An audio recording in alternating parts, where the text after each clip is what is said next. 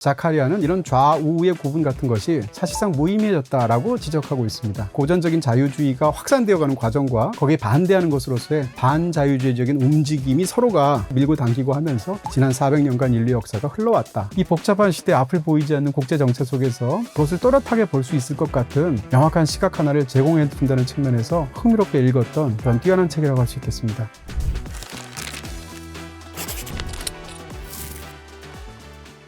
BTV 이동진의 바이아키 안녕하세요. 저는 이동진입니다. 이달의 베스트북 시간입니다. 한 달에 한 번씩 제가 그 한 달 동안 읽은 책 중에서 특히 이제 최근에 3개월 사이에 출간된 그런 신간 서적들을 상대로 해서 그 중에서 가장 제가 감명 깊게 읽고 또 인상적으로 읽고 많이 배우고 무엇보다도 여러분들께 추천드리고 싶은 책을 하나씩 골라서 이달의 베스트북으로 여러분께 소개해드립니다. 이번 달에 제가 읽은 책 중에서 가장 뛰어나다고 생각하는 책, 그리고 가장 많이 배운 책은 바로 이 책입니다. 역사는 어떻게 진보하고 왜 퇴보하는가라는, 미국에서 이제 국제정치 전문가로 또 이제 방송 출연 같은 것들도 CNN 같은 것을 통해서 굉장히 많이 하고요. 그래서 널리 알려져 있는 국제정치 전문가라고 할 수 있겠죠. 바로 파리드 자카리아라는 사람이 쓴 역작이라고 할 수 있습니다. 제가 굳이 이제 역작이라고 표현한 것은 이 책에서 다루고 있는 어떤 시각이나 다루고 있는 내용이나 핵심적인 주제를 다루어 나가는 방식이나 이런 것들이 무척이나 야심차고 굉장히 거대해서 사실 잘못 쓰다 보면 이런 책들은 뭐 저자의 충분한 어떤 것들이 받침되어지지 않으면 용두사미가 되기가 굉장히 쉽죠. 근데 이 책은 상당 부분을 그런 야심찬 어떤 기획뿐만 아니라 성취해낸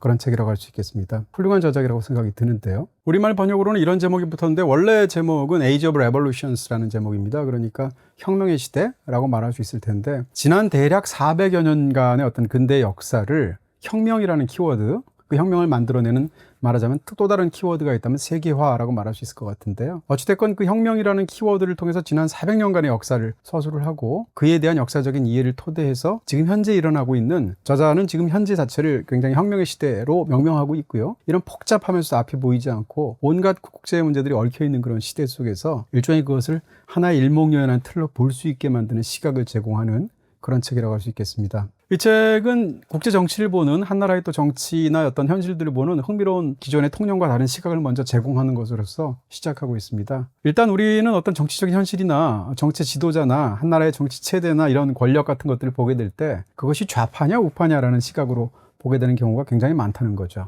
현재도 그렇다는 건데요. 경제적으로 볼 때 좌파라는 것의 의미가 무엇인가라고 했을 때 이 책은 예를 들어서 분배에 집중하게 되고, 그러면서 규제를 두려워하지 않고 그 다음에 이제 강력한 정부를 지향하게 되고, 이런 식의 정책을 펴나가는 어떤 체제, 이것을 이제 좌파적인 정치라고 이야기를 하고 있고요. 반대로 우파적인 정치는 자유시장을 옹호하고 상당 부분 많은 것들을 시장에 맡기게 되고 정부의 권한을 상당 부분 제한하고 이런 체제를 가진 그런 것을 이제 우파라고 이 책에서는 정리를 하고 있습니다. 이렇게 보았을 때 사실은 세상에서 이제 어떤 정부가 들어서게 되면 그 정부나 지도자가 좌파냐 우파냐 이런 것을 우리는 많이 따지게 되지만, 사실은 현대에 와서 특히 지난 십수년간의 상황 속에서 자카리아는 이런 좌우의 구분 같은 것이 사실상 무의미해졌다라고 지적하고 있습니다. 중요한 것은 좌나 우라는 것이 아니고 오늘날 현대 정치 속에서는 사실상 모든 것들이 어떻게 보면 또 다른 축이 필요하다는 건데요. 그 축에 따라서 두 가지 대립항이 있다면 하나는 개방성을 띠느냐 아니면 폐쇄성을 띠느냐라는 것으로서 역사, 지난 400년간이 흘러왔다는 것이고, 또 오늘날 국제 정치를 그런 시각으로 볼 수 있다라고 이야기하고 있습니다. 특히 이제 개방적인 어떤 그런 그 개방성을 띠느냐라는 것을 이제 정치 이념적으로 이야기한다면 고전적인 자유주의라는 것으로 명명을 하고 있는데요. 그러니까 400년간을 어떤 그 정치의 흐름 같은 것을 보게 된다면 사실상 이런 고전적인 자유주의가 확산되어가는 과정과 그럴 때마다 일어나게 되는 어떤 그런 일종의 저항적인,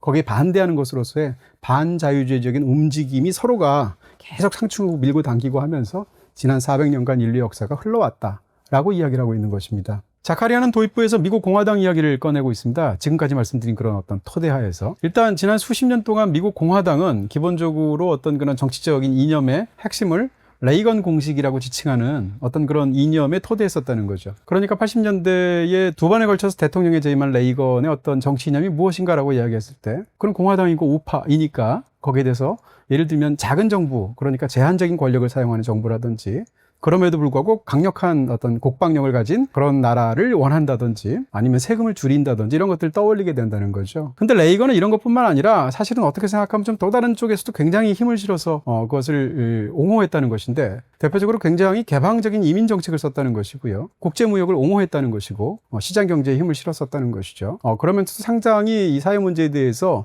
물론 그렇지 않은 경우도 많았습니다만 상대적으로 관용적인 태도를 취하는 경우들도 많았었다라는 것이죠. 그리고 미국이 주도하고 있는 어떤 미국식 민주주의라는 것이 있다고 했을 때 그 민주주의적인 이념에 대한 확신을 가지고 세계로 전파하려고 노력했다라고 이야기를 하고 있습니다. 지금 말씀드린 것이 만약에 이제 레이건 공식이라고 한다면 지난 수십 년간 공화당은 여기에 토대한 것으로서 일반적으로 이해가 되었다는 거죠. 근데 지금 미국 공화당이 그런가? 그렇지 않다는 것이죠. 특히 이제 트럼프가 집권하는 최근의 시기로 오게 되어서 똑같은 공화당임에도 불구하고 예를 들어서 상대적으로 낮은 세금을 매긴다던가 낙태에 반대한다던가 이런 것들은 레이건하고 똑같다는 거죠. 그렇지만 거의 대부분의 정치적인 에너지를 사실상 트럼프는 레이건과 정반대의 경향에 쏟아붓고 있다는 것입니다. 저자는 그것을 굉장히 풍자적인 말로 이야기를 하고 있는데요. 트럼프의 연설은 굉장히 다양하겠지만 사실상 모두 다 네 문장으로 정리할 수 있다는 것입니다. 첫 번째는 중국이 당신의 공장을 차지하려고 하고 있다. 멕시코 사람이 당신의 일자리를 빼앗으려고 하고 있다. 무슬림이 당신을 죽이려고 하고 있다. 그런데 나는 그들로부터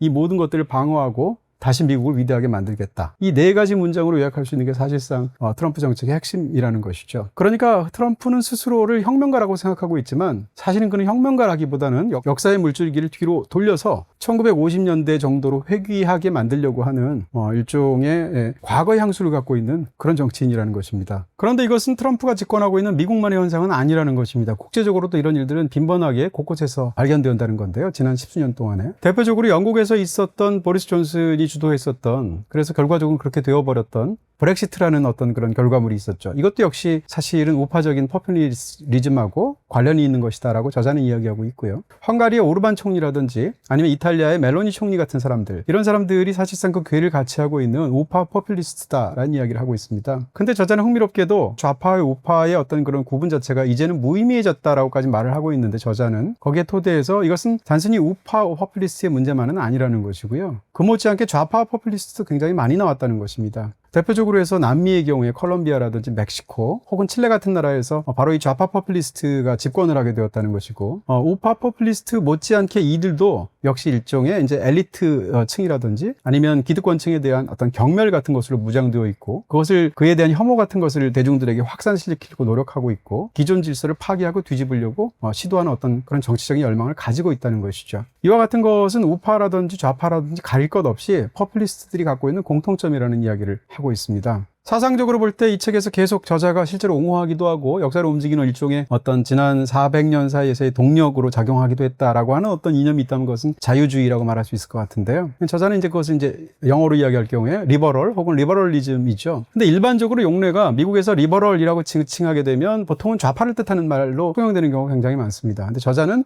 자신은 그런 의미로 사용하는 것이 아니고, 내가 말하려고 하는 리버럴, 그러니까 자유주의라는 말은 계몽주의 시대에 어떤 그 막강한 그런 정치적 권력을 가졌던 국왕과 혹은 막강한 권력을 가졌던 교회의 권위에 거기에 대항해서 또 다른 어떤 가치, 개인의 인권 같은 가치를 옹호했었던 그런 고전적인 자유주의를 나는 지칭하는 것이다 라고 이야기하고 있습니다. 그렇게 보았을 때 자유주의라는 것에는 기본적으로 개인의 인권을 옹호하고 개인의 자유를 옹호하고 또 그에 따라서 어떤 종교의 자유 같은 것을 옹호한다든지 혹은 자유로운 시장 정책 같은 것을 옹호한다거나 아니면 또 무역도 마찬가지일 것이고요. 그 다음에 또 합의에 따른 어떤 법치주의 같은 것을 옹호하는 이 모든 것들을 자기는 자유주의라고 이야기할 수 있다고 본다는 것이죠. 이렇게 본다면 지난 40여 년간의 역사에서도 넓게 본다면 레이건이라든지 아니면 민주당 출신인 클린턴도 이 두 사람 모두 다 당적은 다름에도 불구하고 둘 다 자유주의자다라고 말할 수 있다는 것입니다. 다만 상대적으로 정치적인 자유에 좀 더 무게를 실었던 레이건의 입장이 있었던 것이고, 기회균등이라는 것에 조금 더 무게를 실었던 그런 클린턴이 있을 수 있었다라는 것이죠. 그렇게 본다면 자유주의는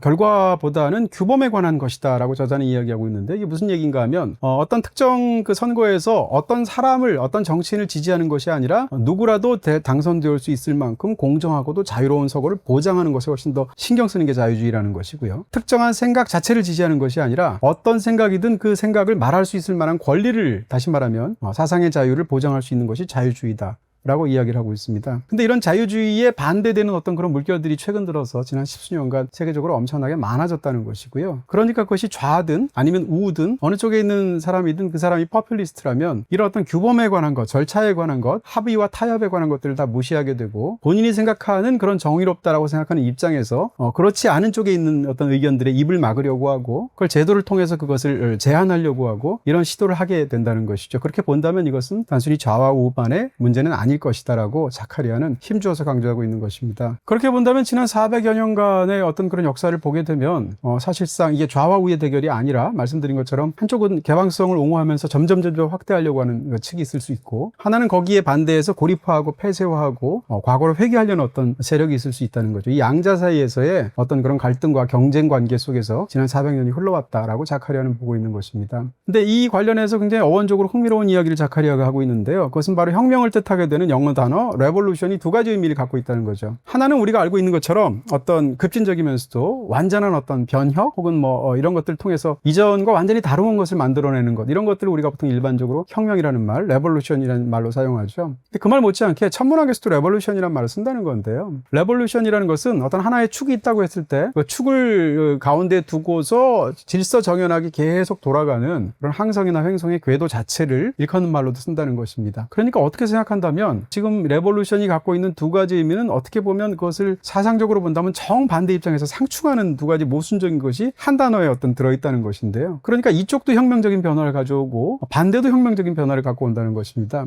기본적으로 혁명이라는 것은 기술 같은 것이 굉장히 발달하게 됩니다. 그렇게 해서 기술이 고도로 발달하게 되면 그 발달한 기술이 경제 체제를 바꾸게 된다는 것이죠. 그리고 구조를 바꾸게 된다는 것이고 사회 전체에 굉장히 이제 급격한 어떤 변화를 가져온다는 것인데요. 이렇게 기술이 발달하고 경제가 발달하게 되면 그런 급격한 변화 속에서 사람들의 인식까지 바꾸게 되는 건데 이런 바뀐 구조적인 체제 속에서 과연 나는 누구인지를 사람들이 되묻게 된다는 것입니다. 이것을 정체성 혁명이라는 개념으로 설명하고 있는데 그렇게 되면 사회에 굉장히 어떤 들끓는 에너지 같은 것이 있게 되고 그러면 그러한 생각들을 모아서 새로운 정치적인 혁명들이 나타난다는 것이죠. 이런 단계를 밟아서 계속 역사는 혁명을 통해서 굴러간다라고 설명하고 있습니다. 저자는 이 책의 상당 부분에서 그런 역사적인 사실들을 쭉 서술하고 있는데요. 최초로는 이제 네덜란드에 있었던 혁명부터 시작해서 가장 유명한 혁명인 프랑스 혁명을 다루게 되고 그리고 또 산업혁명, 영국에서의 혁명을 다루고 미국 혁명, 그러니까 미국 독립전쟁이죠. 그것을 다루게 됩니다. 이런 과정들을 거쳐서 1945년 이후에 현대의 혁명적인 상황에 대해서 서술하는 것으로서 이 책의 전체적인 구도가 짜여져 있는데요. 지금 짧게 말씀드렸지만 대표적으로 너무 유명한 혁명, 프랑스 혁명만큼 유명한 혁명이 빠졌죠. 바로 러시아 혁명이 이 책에 들어가 있지 않습니다. 제 생각에 러시아 혁명을 뺀 것은 그 혁명사에서 반드시 다룰 만한 어떤 어마어마한 사건임에도 불구하고 이 책에서 다루고 있는 어떤 하나의 관으로서 보아나가는 데 있어서는 러시아 혁명은 삭제해도 된다는 것이죠. 그런 측면에서 이 책은 세상에 지난 400년간에 있었던 혁명들을 세세하게 기록한 어떤 혁명의 역사라기보다는 혁명이라는 틀로서 이 400년의 역사가 굴러온 것을 하나의 명확한 관을 가지고 개방성이냐 아니면 폐쇄성이냐를 놓고 굴러가는 것 자체를 보아내는 것을 핵심적인 것으로 동력원으로 삼고 있는 그런 저술 방식이라고 할 수 있겠죠. 비다이렉트 샵에서는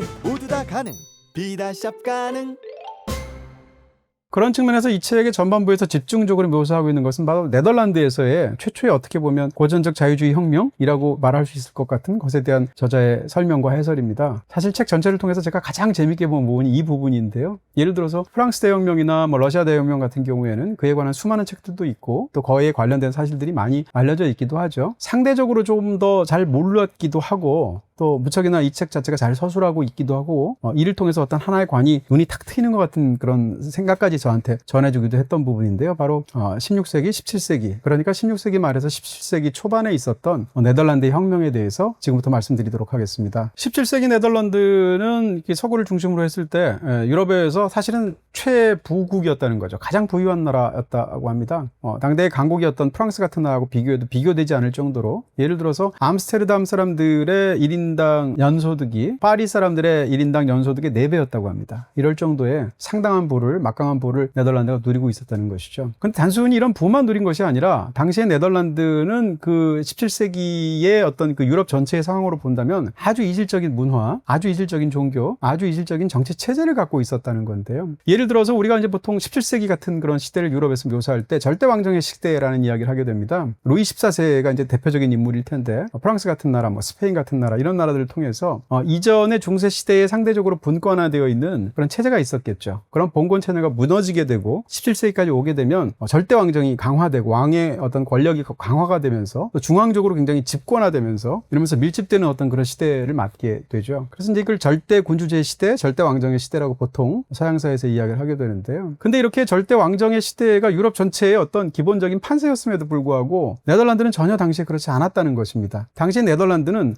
총독이 최고 권력자라고 할 수 있지만 이 총독은 선출 권력입니다. 그러니까 임기가 끝나면 그 당시에도 어떤 선출하는 과정을 통해서 총독을 정했다는 것이고요. 그리고 의회도 있었는데 의회에는 굉장히 열릴 때마다 야단스러웠다는 거죠. 왜냐하면 의원들이 격렬하게 자기의 의견들을 토로하는데 거리낌이 없었다는 것이고요. 그리고 상대적으로 중앙 집권보다는 지방 분권화되어 있는 그런 나라였다고 하죠. 그러니까 지방 분권화라는 것은 이제 상대적으로 한 압도적인 예를 들면 수도가 어떤 전체적으로 거대한 포션을 차지하는 그런 나라가 아니라 물론 암스테르담이라는 확고한 도시가 있음에도 불구하고 수많은 작은 소도시로 권력이 이렇게 나뉘어져 있었다는 상황이고요. 이런 상황 속에서 선출 권력에 불과한, 그러니까 자기가 권력을 영원히 줄 수가 없는 그런 제한적인 권력을 갖고 있는 총독이 만약에 중요한 어떤 일들을 시행을 하고 정책을 만들어내려고 한다면 기본적으로 다 곳곳에 산재되어 있는 이 소도시 권력들, 더군다나 이 소도시에서 어떤 무슨 상인협회 같은 것이 굉장히 큰 위력을 발휘하게 되고 의회도 중요하고요. 이런 속에서 그들의 모든 각각 제 권력을 각각의 영토에서 갖고 있는 사람들의 의견을 모아서 총합으로서 어떤 일을 시행해야 된다는 거죠. 그러다 보니까 당연하게도 타협이 중요할 수밖에 없고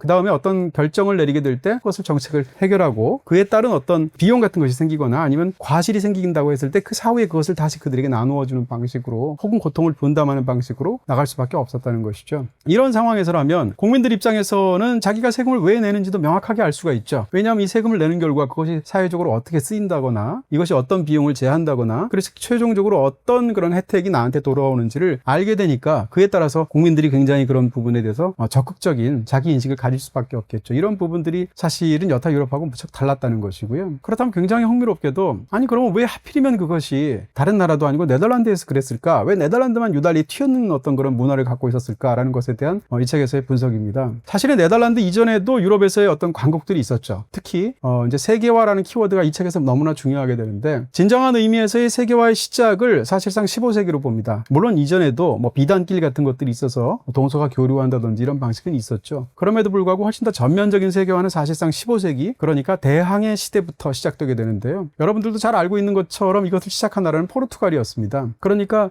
그 이전에 중세 말기부터 시작해서 굉장히 이제 강력한 당시에 지중해 무역의 패권을 갖고 있었던 건 예를 들면 베네치아 공화국 같은 곳이죠. 그런 도시 국가들이었을 텐데 그러다 보니까 여러분이 지도에서 보시게 되면 포르투갈이나 스페인은 이 지중해의 서쪽 끝에 위치하고 있죠. 이런 상황에서 그 당시에는 아메리카가 있다는 걸 몰랐기 때문에 무역을 하려면 서쪽 끝에서 동쪽 끝에 있는 데까지 가서 거기서 한참 육로나 해로로 가서 인도나 중국까지 가서 이제 교류를 해야 되는 것이죠. 근데 그 중간쯤에서 강력한 도시국가인 베네치아 같은 국가가 사실상 무역의 어떤 과실을 다 가져가고 있으니까 포르투갈이나 스페인 같은 나라는 소외될 수밖에 없겠죠. 이런 상황 속에서 야심을 갖고 포르투갈에서 15세기부터 아니 그렇다면 못 돌아가게 하면 밑에 아프리카가 있는 것은 아니까 아프리카 쪽으로 해서 돌아서 인도로 가면 되지 않을까. 그럼 지중해를 거치지 않고 그래서 탐험을 시작하게 되죠. 그러다가 여러분들이 잘 아시는 것처럼 희망봉을 발견하게 된다던가 바스쿠 다가마 같은 사람이 인도로 가는 항로를 발견하게 된다던가 이렇게 되죠. 그러면서도 무엇보다도 그 과정에서 결정적으로 포르투갈에 뒤이어서 옆에 있던 나라인 스페인이 이탈리아에서 온 콜럼부스에게 그 선단을 주어서 마침내 아메리카까지 발견하게 되는 것입니다. 그러니까 포르투갈과 스페인이 이를 아메리카를 발견하고 그 이후의 어떤 과정을 통해서 16세기 굉장한 부국이 되는데요. 그런 굉장한 부국이 되었을 때 이것이 스페인과 포르투갈에서 어떻게 가능했는가를 먼저 물어볼 수 있습니다.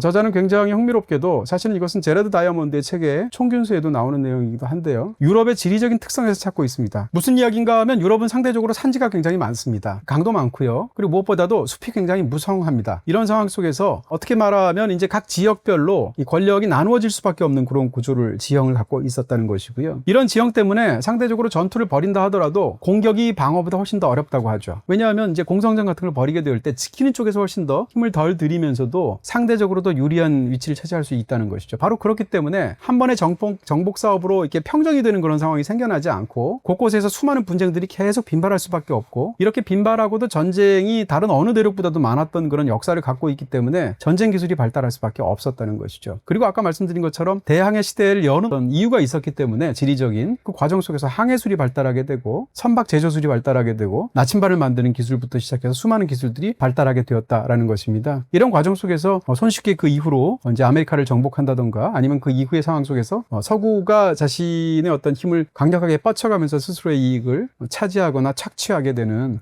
그런 어떤 상황 속에 놓이게 되었다라는 설명입니다. 그렇지만 이럼에도 불구하고 스페인과 당시 포르투갈은 이 역사 속에서, 다시 말하면 이 고전적인 자유주의, 어떻게 보면 오늘날의 지금 현재 세계에서 가장 보편적으로 확산되고 있다고 말할 수 있을 것 같은 어떤 정치 체제, 경제 체제가 있을 텐데, 이런 정치 체제, 경제 체제를 만약에 근대적인 정치 경제 체제라고 한다면 그것의 발명을 한 나라는 사실상 어떻게 본다면 네덜란드라고 말할 수 있다라고 저자는 이야기하고 있습니다. 그럼 그것이 왜 스페인과 포르투갈처럼 이전에 더 훨씬 더 강력한 그런 부를 누렸던 그런 역사의 주역으로 보였던 나라는 아니었을까라는 거죠. 이 두 나라의 경우는 가톨릭 국가였었고, 그런 과정에서 굉장히 억압적인 체제를 가졌었고, 똑같이 외국으로 진출한다고 하더라도 무역 자체가 목적이라기보다는 영토를 더 확장을 한다던가 그를 통해서 수탈을 한다던가 이런 것이 훨씬 더 중요하게 여겼던 그런 국가들이라는 것이죠. 당대에는 세 가지 정도의 굉장히 중요한 흐름이 있었다는 것입니다. 첫 번째는 이 대항해 시대로 맞이하게 된 어떤 그런 이 세계화의 물결이 있었던 것이고요. 또 한 가지는 그로부터 수십 년 후에 종교 개혁이 있게 됩니다. 그러니까 종교 개혁이 있을 경우에 굉장히 사상적으로 혼란한 부분들이 있겠죠. 왜냐하면 이전에 믿었던 어떤 가톨릭 체제하에서의 확고한 어떤 그런 세계관이 있었을 텐데 그것을 허물게 되는 종교 개혁에 개신교라는 어떤 세력들이 나타나게 되고, 이를 통해서 수많은 사상들이 이렇게 분기하는 사건들이 생겨나기 때문이겠죠.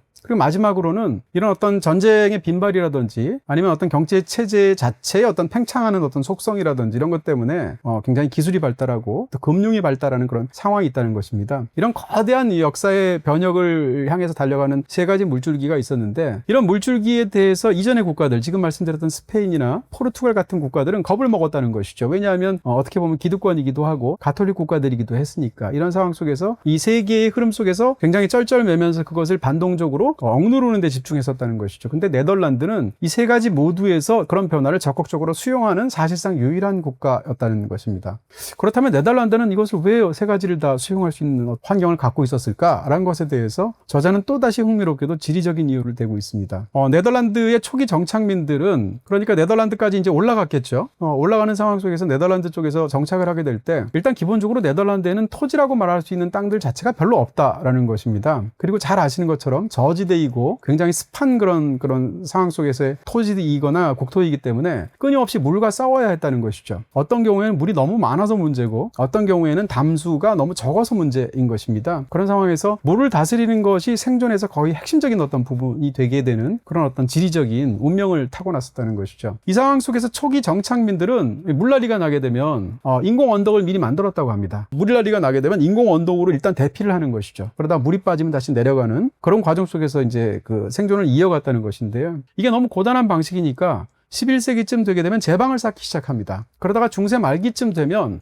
아예 그 제방을 쌓고 개간을 해서 이것을 메워서 국토를 넓혀가는 작업을 하게 되는 것이죠. 우리가 이제 중세 시대의 어떤 경제 체제를 장원제라는 말로 설명하고 있습니다. 그러니까 소수의 권력자, 예를 들면 교회라든지 왕이라든지 아니면 귀족들 같은 사람들이죠. 이 사람들이 소유하고 있는 땅이 있는데 이 땅에서 일을 하는 사람들은 농노들이죠. 그렇게 해서 이제 이 권력들이 혹은 또 경제 체제가 이어가는 방식들을 설명할 수 있을 텐데, 기본적으로 네덜란드에는 장원제 자체가 발달할 수 없었다는 겁니다. 왜냐하면 애초에 장원제를 발달시킬 만한 그런 토지 자체가 없었다는 것이고요. 그 다음에 말씀드리는 것처럼 개간 작업을 통해서 토지를 만들기도 했는데, 개간을 하게 되면 수많은 사람들이 달려들어서 바다를 메우고 이런 과정을 통해서 토지를 만들겠죠. 그런 개간해낸 수많은 사람들로 그 토지에 대한 권력이 나누어질 수밖에 없다라는 것이죠. 그러니까 어떤 소규모의 귀족이 토지를 독점하는 일은 없게 되고, 수많은 사람들이 토지에 대해서 어떤 자신의 일정한 권리들을 갖게 되는 그런 체제가 자연스럽게 자리 잡게 되었다라는 것입니다.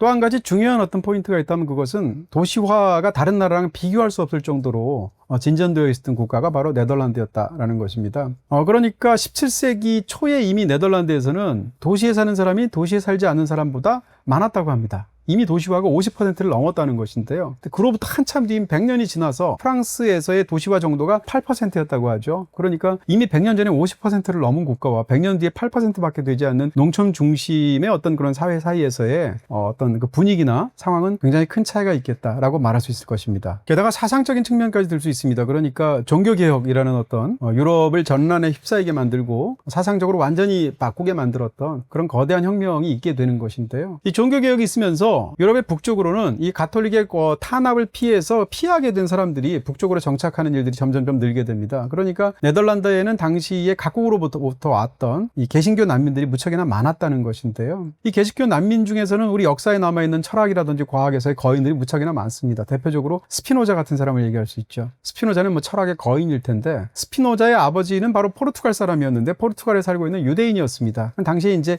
이베리아 반도에서는 굉장히 유대인을 이제 탄압하는 정책들을 썼기 때문에 유대인에 대한 어떤 탄압을 피하기 위해서 정착한 곳이 네덜란드였었고 그 아들로 태어난 사람이 스피노자입니다. 데카르트처럼 근대 철학에서 너무나 중요한 위치를 차지하고 있는 사람은 이제 프랑스 사람이지만 프랑스가 워낙 억압적인 환경을 갖고 있으니까 자기 생애의 대부분을 사실상 네덜란드에서 살아갔습니다. 이런 방식으로 자유로운 사상이 거리낌 없이 이야기할 수 있다는 측면에서 사실은 네덜란드는 이 사상이나 과학에 있어서의 가장 그 훌륭한 부분들이 꽃 피어날 수 있는 그런 자양분을 갖고 있는 상황이었다 이렇게 설명드릴 수가 있겠죠. 근데 이런 상황은 당연히 주변국과 갈등을 빚을 수밖에 없겠죠. 그런 상황 속에서 네덜란드는 16세기 말에 독립을 선언하게 되는데 그 16세기 말에 독립을 선언하기 전까지 네덜란드를 차지하고 있었던 것은 그로부터 세금을 걷어들이고 지배하고 있었던 것은 바로 스페인입니다. 스페인의 합스부르크 왕가였던 것인데요. 이 스페인의 합스부르크 왕가가 16세기 들어서 네덜란드가 점점 발전하는 가운데 세금을 늘리게 됩니다. 그러니까 네덜란드 사람들이 거기에 대한 불만이 폭증하게 되고 더군다나 사상적으로 양쪽은 너무나 큰 차이가 있게 되죠. 종교적으로. 스페인은 굉장히 강고한 그 가톨릭 권력 그리고 또 이제 가톨릭적인 신앙이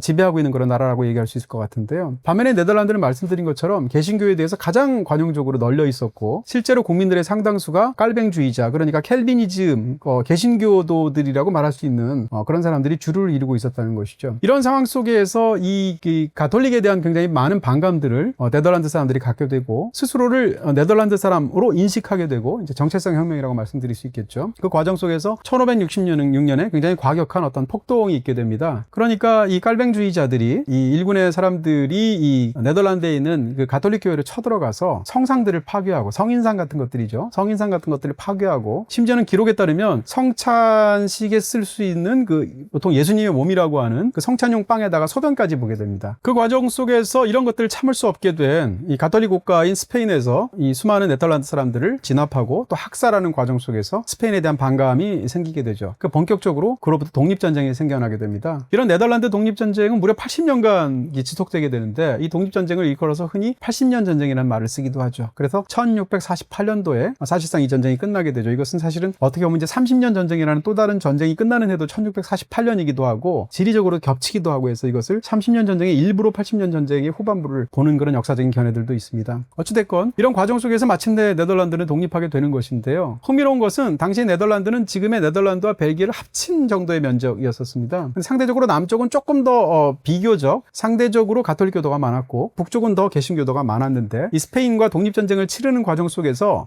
이 남쪽은 스페인 쪽의 입장을 편들게 됩니다. 결국. 그리고 북쪽은 끝까지 항거해서 독립하게 되죠. 그렇기 때문에 이것이 사실상 민족적으로나 어떤 역사적으로는 같은 뿌리를 공유하고 있는 어떤 거대한 집단이 벨기에와 네덜란드로 나뉘어서 두 개의 국가로 되게 된 결정적인 사건이 바로 이때 일어나게 되는 것이죠. 거기다가 동시기에 이 네덜란드에서는 기술이 굉장히 엄청나게 발달하게 되는 여러 가지 이유가 있습니다. 대표적으로 그 당시에 어업에서 가장 중요한 생선은 청어였다고 하는데요. 이 청어를 잡기 위해서 이제 많은 이제 배들이 가서 잡아오게 되는데 그런 비용들을 대고 하기 위해서 수많은 투자자들이 이제 배에마다 출항할 때마다 거기에 대해서 투자라는 방식으로 과실을 거둬들였다는 것이죠. 근데 문제는 당시의 풍토 속에서는 당시의 상황이나 기술적인 한계 속에서는 배가 출항을 했다가 침몰하는 경우가 굉장히 많았다는 것입니다. 그런 상황에서 어떤 배에다가 내가 투자금을 전부 다 얹었는데 그 배가 침몰하게 되면 자기는 완전히 돈을 날리게 되니까 굉장히 투자가 위험해지게 되죠. 이런 투자의 위험을 분산시키기 위해서 투자를 하려는 사람들의 돈을 다 모읍니다. 모은 상태에서 그것을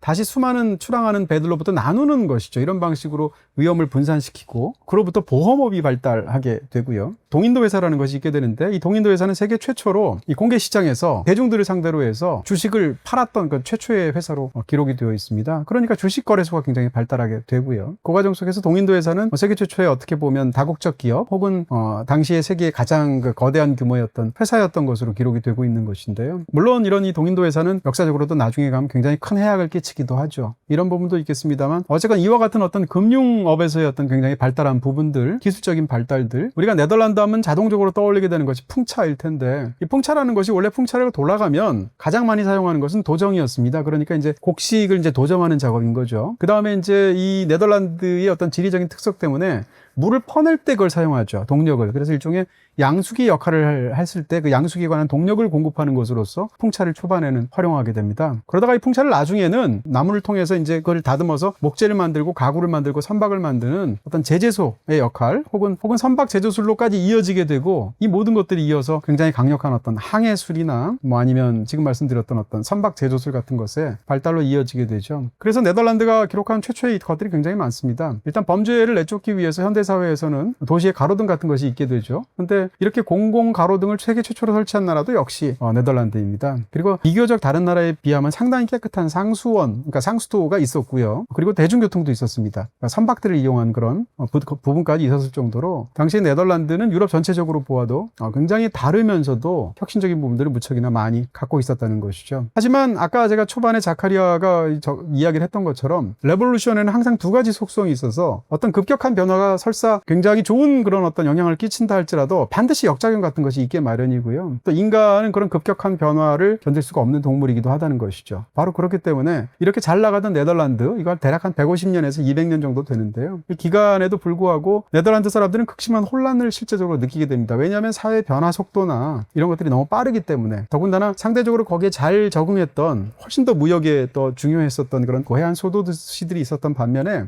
이 내륙의 어떤 시골의 어떤 마을들은 거기에 대해서 굉장히 불편한 것들을 훨씬 더 많이 느끼게 되죠. 이러면서 굉장히 불안한 기운들이 나라 전역을 차지하게 되는, 그러면서도 어떤 이 개혁의 어떤 성과들을 이 혼란들 같은 것이 서서히 잡아먹게 되는 그런 상황까지 있게 됩니다. 그러다가 결정적으로 17세기 말이 되면 타국의 침공이 있게 되죠. 바로 루이 14세입니다. 루이 14세는 그 당시에 이제 굉장히 개신교도들을 탄압을 했는데, 위근호 학살 이런 거죠. 그런 탄압 속에서 탄압을 받았던 개신교도들이 탈출해서 이주하게 되었던 것이 상당 부분 네덜란드였었다는 것입니다. 그러니까 거기에 대해서 자존심이 상하기도 했었고, 더군다나 이 그런 국가로서 상대적으로 이런 자유롭고도 완전히 다른 체제를 갖고 있는 네덜란드를 눈의 가시처럼 여기기도 했다는 것이죠. 그런 상황에서 루이 14세가 17세기 말에 네덜란드를 침공하게 되는데, 침공당하는 과정에서 군사력의 차이가 있으니까 네덜란드에서 그것을 항거하는 과정 속에서 막을 수가 없으니까 어떻게 하게 되냐면 바로 이 제방을 터뜨리게 됩니다. 제방을 터뜨려서 일종의 해자를 만들어서 공격에서 스스로를 방어하려고 하고, 이러면서 항거를 하게 되는데, 이렇게 싸우는 과정 속에서 스스로 제방을 무너뜨리고 이렇게 했던 행위가 국토를 황폐하게 만드는 결정적인 것으로서 작용하게 되죠. 결국은 프랑스가 승리하게 되는 것인데요.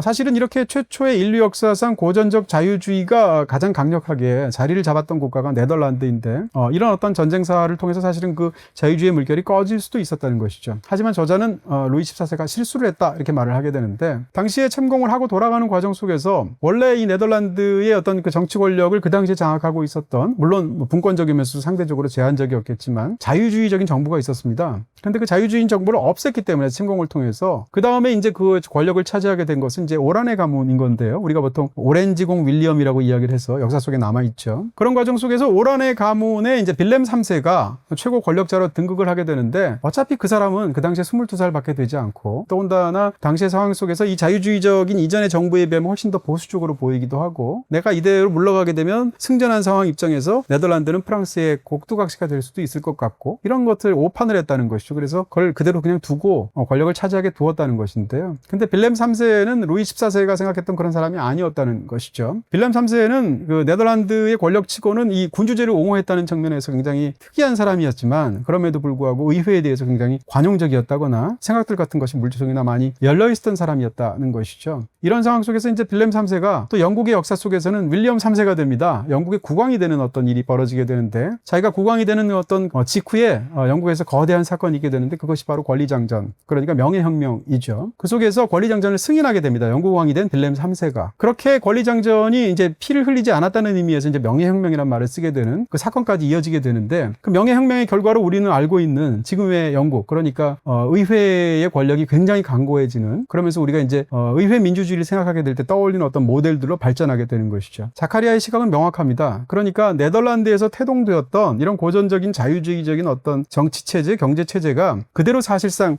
영국으로 옮아갔다는 것이고요. 그 이후로 철저하게 실패한 프랑스 혁명이 있었고요. 놀라울 정도로 성공한 영국의 산업혁명이 있게 되죠. 이런 과정을 통해서 20세기로 넘어오는 일들을 이 책이 집중적으로 묘사하고 있는 것입니다. 3년 약정보다 저렴한 1년 약정 인터넷 비다이렉트 샵에서는 모두 다 가능. 비다샵 가능.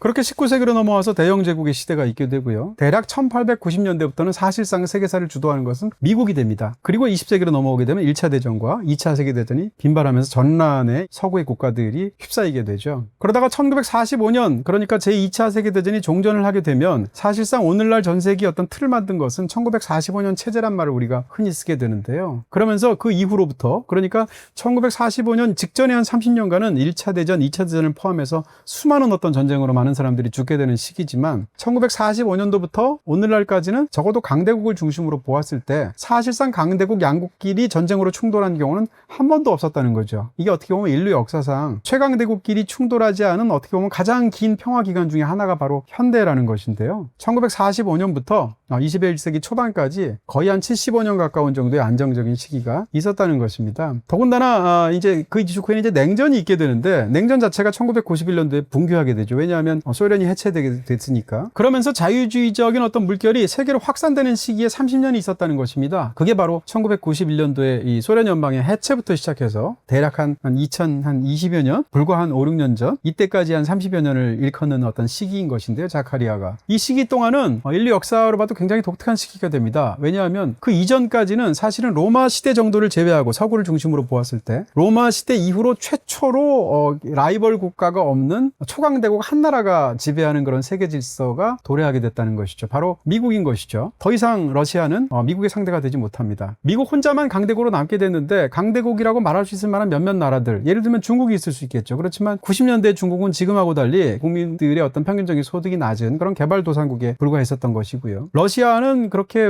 연방 체제가 붕괴되는 상황 속에서 나라가 급전직하로 힘을 잃어가는 그런 시기였었던 것이죠. 또 다른 어떤 라이벌이 있다면 경제적으로 독일이라든지 일본을 들 수 있겠지만, 독일은 통독 직후이기 때문에 그런데 신경 쓸 여력이 없었다는 것이고, 잘 아시는 것처럼 80년대 말 90년대 초부터 일본은 기나긴 불황의 터널 속으로 들어가게 됩니다. 이러니까 사실은 전 세계를 통틀어서 미국의 라이벌이다, 미국의 경쟁 국가다라고 말할 수 있을 만한 나라가 거의 30여 년간 존재하지 않는 미국의 일극 체제가 사실은 세계를 지배하게 된다는 것입니다. 이 과정 속에서 미국적인 어떤 이상은 세계적인 이상으로 많은 나라들에서 확산되게 됐다는 것이고요. 예를 들면 민주주의라든지 아니면 굉장히 어떤 개방적인 무역 행태라든지 시장에 대한 어떤 그런 확고한 믿음이라든지 뭐 이런 것들이죠. 아니면 법치주의라든지 이런 것들. 그렇게 자유주의적이고 민주주의적인 어떤 그런 경향이 전 세계적으로 확산되면서 각국의 어떤 정치 체제가 바뀌게 되는 그런 거대한 어떤 혁명의 물결들이 생겨나게 됐다는 것입니다. 하지만 항상 이 두 가지 속성이 이제 있다고 그랬죠. 그런 상황 속에서 이런 흐름을 되돌리려고 하는 어떤 또 다른 움직임이 계속 충돌을 하게 되죠. 그것이 바로 최근에 5년, 10년 사이에서의 일이라는 것입니다. 그러니까 지금 지난 5년, 10년간의 사이에서의 일은 일종의 지정학적인 혁명이라고 이제 저자는 지칭을 하는데, 근대 이후의 지정학적인 혁명은 역사상 3번 있었다는 것입니다. 한 번은 15세기에 서구의 국가들이 세계 무대에 전면으로 나서게 된 대항해 시대가 있었던 거고요. 또 하나는 19세기 말과 20세기를 지배하게 되었던 미국의 어떤 그런 압도적인 체제가 있었다는 것이죠. 그리고 마지막 세 번째의 지정학적인 혁명이라는 것이 지금 우리 시대를 특징 지우는 가장 중요한 특성이라는 건데, 그것은 바로 주변부 국가들의 부상이라는 말로 저자는 요약하고 있습니다. 주변부 국가의 부상이라고 했을 때 이 주변부라는 것은 서구 중심적인 말이긴 하죠. 그러니까 서구가 지난 근대 이후에 400여 년, 500여 년 정도를 이렇게 주도하고 있는 상황 속에서 기존에는 주변 국가이고 상대적으로 수탈되거나 착취되는 그런 국가에 불과했던 국가들이 전면에 나서게 됐다는 건데요. 예를 들어서 경제적으로도 너무나 발전하게 되고 경제 성장률도 미국을 능가하게 되고 그러면서 문화적으로도 스스로의 정체성에 대한 민족에 대한 정체성과 자부심이 강화되게 되고 이런 그 자신감들을 갖게 되는 일군의 지역별 국가들이 급격히 부상하게 됐다는 거죠. 그런 나라 중에서 가장 막강한 나라는 당연히 중국일 것이고요. 거기다가 한동안 이 해체되는 과정 속에서 국제 무대에서 퇴장해 있었던 것으로 보였던 러시아가 다시 국제 무대 속으로 전면적으로 등장하게 되었다는 것이고요. 그거 외에도 인도라든지 사우디아라비아라든지 브라질이라든지 이런 국가들이 이 주변국 국가로서 굉장히 강력하게 부상하기 시작했다는 겁니다. 튀르키예도 역시 이제 저자는 이야기하고 있고요. 이런 과정 속에서 한국에 관한 이야기도 나옵니다.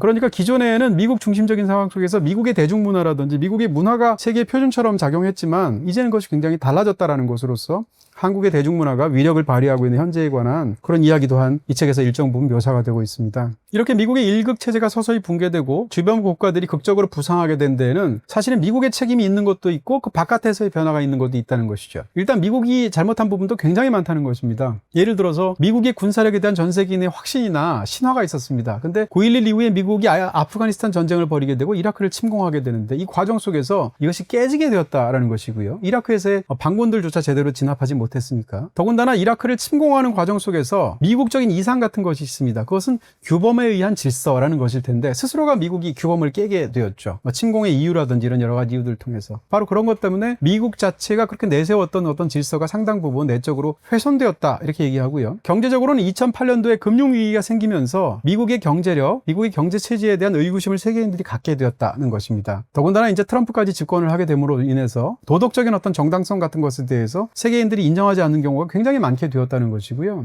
그 외에도 많은 뉴스를 통해서 접하게 되는 마약 문제라든지 아니면 총기류 난사 문제라든지 아니면 점점점 더 강화되어 가고 있는 불평등 문제라든지 이런 걸 통해서 미국이라는 국가가 갖고 있는 영향력이 전 세계적으로 굉장히 상당 부분 훼손되게 되었다는 것입니다. 하드 파워는 그렇지 않다는 건데요. 그러니까 하드 파워라고 우리가 말할 수 있는 뭐 군사력이라든지 경제력 같은 것이 있을 텐데 GDP 같은 거 이런 것들은 미국이 아직도 강고하다는 거죠. 그럼에도 불구하고 미국이 갖고 있는 힘은 여전하지만 미국이 다른 나라에 미칠 수 있는 영향력은 굉장히 많이 줄었다는 건데 이런 것들은 지금 말씀드렸던 미국의 패착들, 미국의 잘못된 정책들 이런 것들하고 관련되어 있다라는 것이죠. 근데 이것뿐만이 아니라는 것이죠. 사실은 바깥에서의 변화가 더 크다는 건데 그게 말씀드린 것 같은 주변국 국가들에서 일어난 거대한 변화들인 것입니다. 근데 이런 주변 국가에서 일어났던 변화들은 굉장히 긍정적인 측면이 물론이나 굉장히 많을 것이고 그렇지만 그 외에도 또 다른 어떤 그늘 같은 것이 현대에 존재하게 되는 것인데요. 예를 들면 중국 같은 경우에 중국이 사용하고 있는 패권국으로서의 굉장히 난폭한 행동들 같은 것을 이 책은 지적을 하고 있습니다. 더군다나 중국은 미국과 달리 사실상 동맹국이 없는 국가입니다. 그리고 전 세계적으로 보면 의제를 설정할 만한 어떤 그런 능력을 갖고 있지 않는 나라이고 주변국과 굉장히 많은 갈등을 일으키고 있고 전 세계로부터도 어떤 정책에 대해서 의구심을 사고 있는 부분들이 굉장히 많다는 것이죠. 러시아는 말할 것도 없다는 겁니다. 러시아는 이제 중국은 사실상 미국의 경쟁자로 부상한다고 이 책은 표현을 하고 있는데 러시아는 세계 질서의 회방꾼으로서 등장했다는 표현을 쓰고 있습니다. 중국이 이렇게까지 부상할 수 있었던 건 경제력에서의 어떤 급부상 혹은 어떤 기술적인 혁명 이런 것하고 이제 국가가 발전하는 것하고 관련이 되어 있는데 러시아는 그게 관련되어 있지 않고 오히려 구조적으로는 이 나라 자체의 국력이 쇠퇴하고 있다는 것이죠. 대표적으로 지금 저도 이제 이 책을 보고 알게 된 거지만 러시아의 15세 소년의 이 남아있는 기대 수명이 IT의 15세 소년의 남아있는 기대 수명하고 같답니다. 그러니까 우리의 일반적인 상식하고 굉장히 다른 것인데요. 이럴 정도로 러시아가 처하고 있는 위기 같은 걸 보여준다는 것이죠. 그런 상황에서 러시아는 상대적으로 기존의 질서를 교란하고 그것을 훼손하고 또 더구나 영토를 확장하고 이제 우크라이나 전쟁 같은 것이 대표적이겠죠. 이런 방식으로 등장하고 있다는 것이고요. 그러니까 러시아가 세계 무대에 다시 되돌아왔을 때 이 무대에서 벌어지는 행동들이 사실은 굉장히 우려스러운 부분들이 있다는 것이죠. 인도 같은 나라의 급부상을 굉장히 좋게 당연히 볼 수 있지만 인도 자체에서 봤을 때 그렇지 않은 그늘의 측면도 있다는 겁니다. 예를 들어서 모디 총리 같은 경우에 힌두 민족주의를 적극적으로 밀어붙이고 있죠. 이런 측면에서를 만약에 인도에 적지 않은 숫자를 차지하고 있는 이슬람 국민들이 본다면 그들이 느끼는 굉장히 압박감이나 불안감은 크겠죠. 이런 방식으로 인도에서의 어떤 민족주의적인 어떤 부상 같은 것들을 이야기하게 됩니다. 결과적으로 얘기하면 지금 상황 속에서 미국은 전 세계를 이전처럼 지난 30년간 1990년부터 30년간 그래왔을처럼 이 세계의 질서를 주도하면서 이끌면서 미국적인 이상을 관철시킬 만한 그런 능력도 없고 심지어는 요즘은 의사도 없어 보인다는 것입니다. 이런 상황 속에서 지금 전 세계는 어떻게 보면 굉장히 복잡한 혁명의 과정을 더군다나 AI 혁명과 디지털 혁명까지 결합해서 겪고 있다는 것인데 그렇다면 이 불안 속에서 앞으로는 어떻게 될 것인가에 대해서 굉장히 많은 의구심이 있을 수밖에 없다라는 것이죠. 저자는 그에 대해서 몇 가지 대안을 짤막하게 이야기는 하고 있습니다. 대표적으로 이제는 미국 같은 나라가 탈미국화된 세계 속에서 완전히 중심을 잃어서 한 나라가 이끌어갈 수 없기 때문에 강대국 연합 같은 것들을 통해서 어떤 국가들끼리의 공통적인 가치를 실현하는 방식으로 나가는 대안이 있을 수 있다고 이야기하죠. 구체적으로 거명을 해서 한국이라든지 일본이라든지 호주라든지 싱가포르 나라 같은 나라와 미국이 연합을 해서 만약에 공통적인 어떤 가치와 대의가 있다면 그것을 실현하는 방향으로 나갈 수 있을 것이다라는 그런 이야기를 대안 중에 하나로 이야기를 하고 있기도 합니다. 어쨌건 이 책은 그에 관한 대안을 제시하기 위한 책은 아니고요. 지금 현재 이런 체제를 이해하기 위한 책이고 그것을 위해서 지난 400년간의 역사와 지금 현재의 세국 각국의 어떤 그런 상황들 같은 것을 제대로 보완하게 만드는 그런 시선을 제공하는 굉장히 훌륭한 책이다 이렇게 얘기할 수 있겠습니다. 물론 이 책에도 한계가 있을 수 있습니다. 저자 자체는 사실은 인도에서 태어난 사람이고 그를 통해서 이제 이민을 통해서 미국에서 확고한 어떤 국제 정치의 전문가로 자리 잡게 된 그런 사람인데요. 근데 이 사람이 갖고 있는 시각 자체 그것이 아무리 굉장히 진보적인 생각을 갖고 있다 할지라도 사실은 이제 이 미국인이 전 세계를 바라보는 그런 것이다라는 어떤 것을 당연히 전제할 수밖에 없는 부분이 있을 것이고요. 이 책에서는 미국의 공화당에 관한 이야기는 굉장히 많습니다. 그렇지만 미국의 민주당에 관해서는 거의 이야기를 하지 않습니다. 뭐 이런 부분이 있다던가 혹은 애초에 자유주의에 대한 굉장히 열렬한 어떤 확고한 믿음 같은 것을 저자가 갖고 있는데 여기에 대해서 다른 생각을 갖고 있는 사람이 있을 수도 있겠죠. 이런 어떤 여러 가지 부분들이 있어서 당연히 국제 문제를 진단하는 단 하나의 해답과 가장 훌륭한 하나의 시각이란 건 존재하지 않겠죠. 그럼에도 불구하고 이 복잡한 시대에 앞을 보이지 않는 국제 정세 속에서 그것을 또렷하게 볼 수 있을 것 같은 하나의 일종의 대안적인 시각, 명확한 시각 하나를 제공해 준다는 측면에서 저로서도 무척이나 흥미롭게 읽었던 그런 뛰어난 책이라고 할 수 있겠습니다. 네, 오늘 방송 이야기하다 보니까 상대적으로 네덜란드 나라가 집중적으로 조명된 느낌이 있습니다. 물론 네덜란드가 세계사에 기여한 엄청난 그런 부분이 있을 것이고 또 그것 외에도 네덜란드가 그런 과정에서 끼쳤던 또 어떻게 보면 정반대 어두운 부분들도 있겠죠. 그럼에도 불구하고 오늘 이야기까지 다 하다 보니까 자연스럽게 네덜란드 영화들 그 중에서도 가장 유명한 네덜란드 감독으로 현대에 활동한 사람은 아무래도 폴 버호벤이 아닌가 싶습니다. 할리우드에서 보통 많이 활동했기 때문에 폴 버호벤이라고 불러왔지만 사실은 이제 네덜란드 사람이니까 파울 페르호펀이라고 불러야겠죠. 어쨌건 이 파울 페르호펀의 작품들 중에서 미국에서 활동하던 시절에 만든 영화들 말고 로보캅이라든지 원초적 본능 같은 그런 유명한 영화들이 있는데요. 그것 말고 다시 유럽으로 돌아가서 만들게 된 최근의 영화들 여러분께 추천드리고 싶습니다. 대표적으로 블랙북, 엘르, 베네데타 이 세 편 추천드리는데요. 세 편 다 굉장히 강렬하면서 무척이나 재미있는 파울 페르호펀의 어떤 그런 영화 세계가 고스란히 노년기에도 발휘되고 있는 뛰어난 작품들이라고 할 수 있습니다. 세 편 모두 BTV에서 보실 수 있습니다. 5초 안에 TV 셋톱박스를 찾아보세요. 5, 4, 3, 2, 1. 정답은 TV 뒤. 감쪽같이 숨어있죠? 선 없이 더 깔끔하게. 어디서든 자유롭게. SK 브로드밴드의 초소형 셋톱박스 스마트 3 미니. 지금 SK 브로드밴드 기가 인터넷과 BTV를 신규 가입하면 이동식 TV까지 무료. 이것이 바로 BTV 무빙. 비다이렉트 샵에서는 모두 다 가능. 비다샵 가능.